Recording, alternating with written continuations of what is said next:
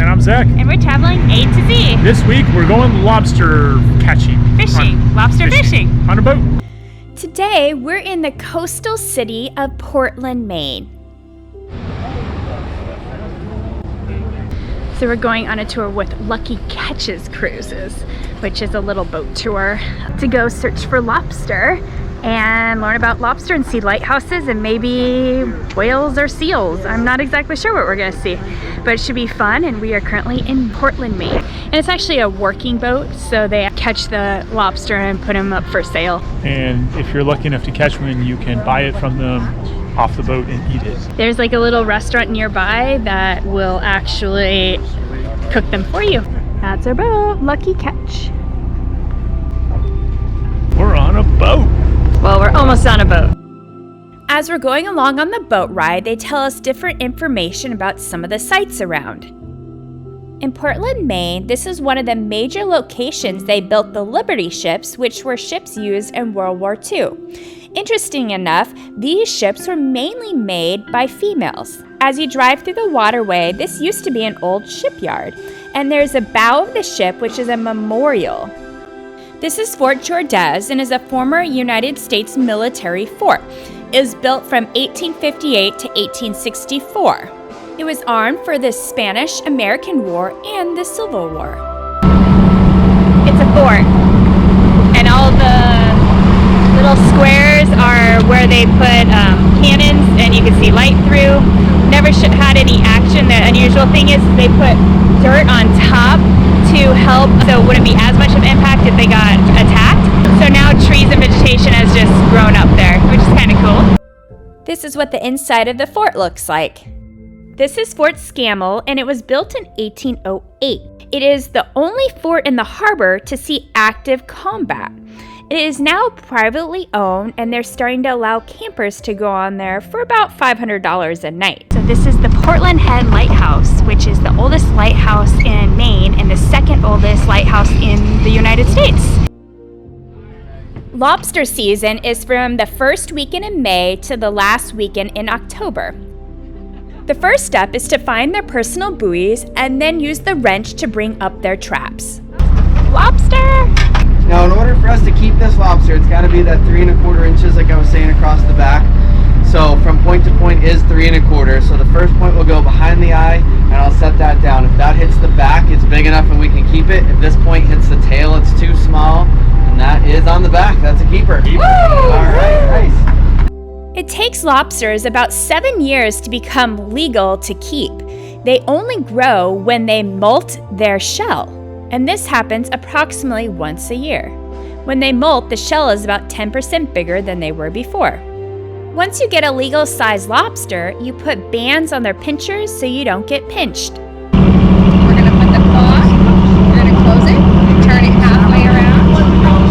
Yep, you got it, keep going. Close it up, just like that. That was the gentlest landing I've ever seen. That lobster didn't feel like me. I'm like, I don't want to hurt it! Oh, yeah. Because he's a big guy. That's right. That was perfect. Working on lobster traps. Well, they're working on lobster traps. Yeah, this is great. We're going to watch them catch lobster. I know. So Zach just filled a... Woo!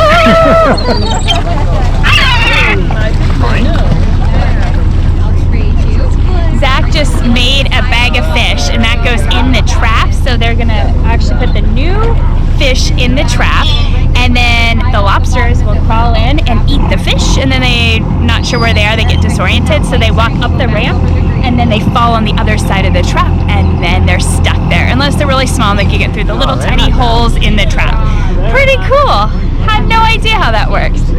And these traps go 40 foot deep, and it goes on the bottom of the actual ocean.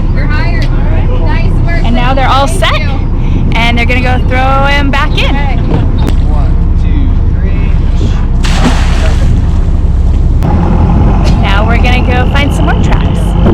I guess they know their traps based on their colors, so theirs is red, white, green, and all the different fishermen have different colored buoys, so they know what traps are theirs. I want to do it. Get in there, babe. Don't do fish. Come on, get in there.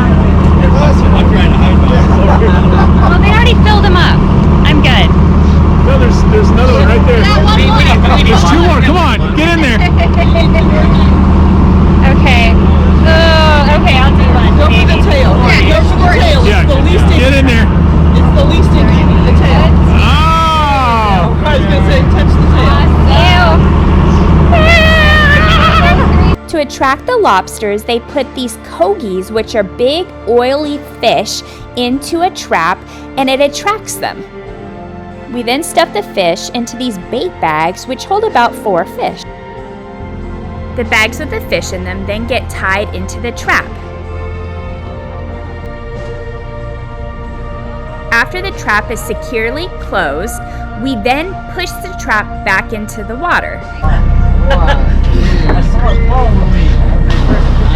To tell the difference between male and female, you look at the back. Right here you can see swimmerettes, which are right beneath the legs that are crossed over. That means it's a female. The males have 2 white rods and an orange tip. It's important to check if they're a female because a lot of times they'll have a whole bunch of eggs underneath their tail. The females who lay eggs can reproduce every year. Not all of them are capable of reproducing.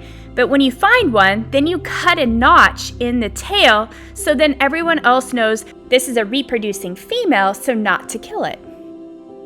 It's a hermit crab. Look how big this is. Look at my hand. There's another one. It's huge. It's a starfish. Oh, he's going down. He's going flat. Yep. He's gonna eat me. Where's his head? Oh, there's his, not his head. I guess his mouth. Oh my gosh. Oh wow. Look at them. They're so small. Little baby crabs, they're so cute. On our tour, we got about 10 legal lobsters that we collected. In the bag, just hanging out. From fresh fish food. That's awesome. From the tank. From the ocean to the tank to the bag to your plate. This was a really fun afternoon learning about the lobsters and getting involved in lobster trapping. Join us next week as we go to Arcadia National Park. Please subscribe below to follow more of our adventures.